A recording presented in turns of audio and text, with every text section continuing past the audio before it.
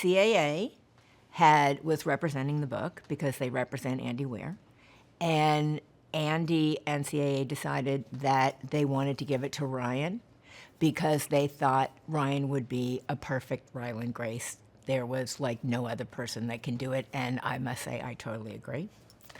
Ryan came to me and asked me to produce the movie with him, which was great honor, and I obviously said yes.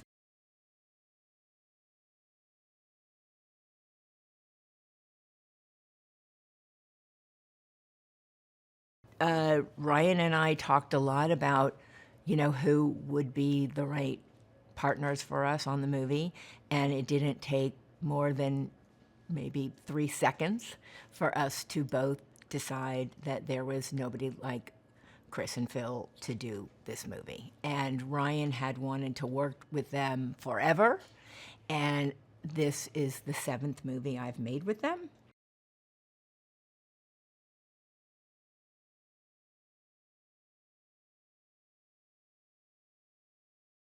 Chris and Phil are very specific filmmakers.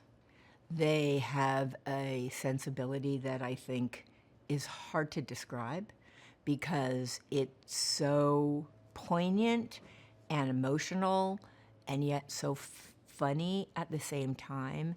And also, they can't help but be really commercial. One of the great things about, as a producer, the best thing, the smartest thing you can do is work with great directors. Like, that's how you make a great movie, is basically to situate yourself with people that are really, really talented. And Chris and Phil are amongst a handful of directors working today that have a really singular vision. You can tell what a Chris and Phil movie is, the way you can tell what a p.g.a. movie is, and you can tell what a Ryan Coogler movie is, and you can tell what a Chris and Phil movie is because they have a sensibility that belongs to them and no one else.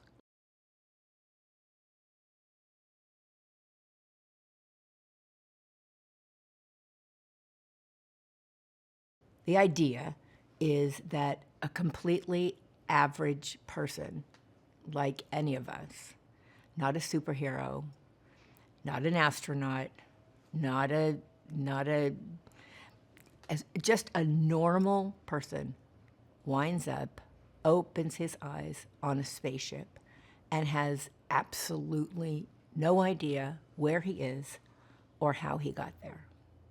And the movie, over the course of the story, tells you why he's there and how he got there. And he comes to terms with some internal struggle that he's been having with himself for a long time because he was a scientist that was excommunicated from the academic community because he believed in some theory that was very unpopular.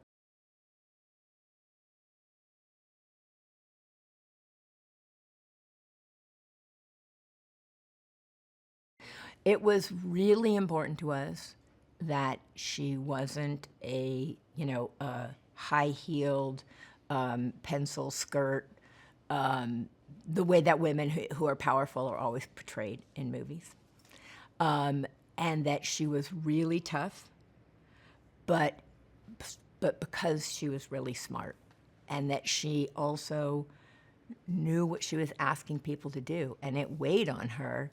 And she's struggling the whole time with how much it's weighing on her and her pretending that it's not weighing on her.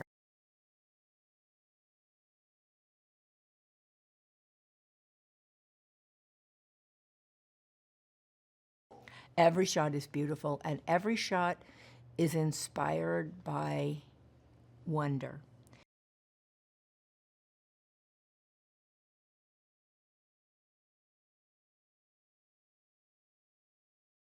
I think that the movie is inspired by learning and feeling that there might be something good out there instead of something bad out there. There's so many bad out there things in our life, but the idea that there's life in space that is intelligent and curious and full of love just, I think that inspired everybody in the movie because space is this beautiful, gentle, quiet place.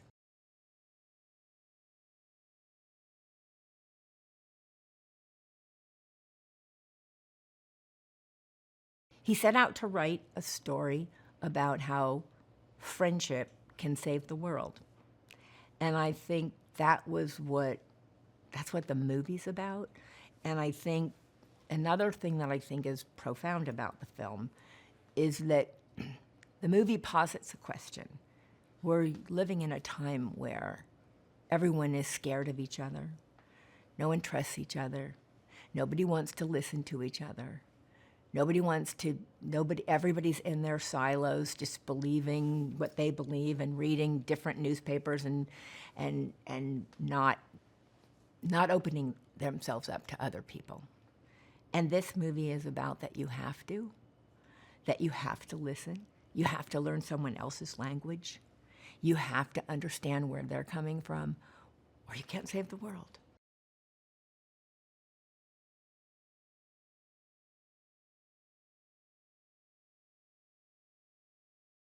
You've never seen space like this before, ever, and it was made to be seen on IMAX. There are movies you can watch on television, and there are movies you can't. And this is one you can't, because you don't want to miss anything.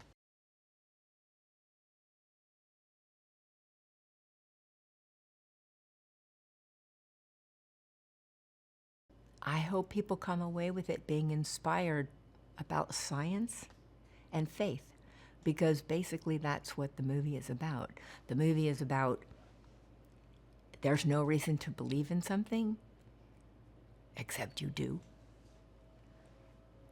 What's better than that?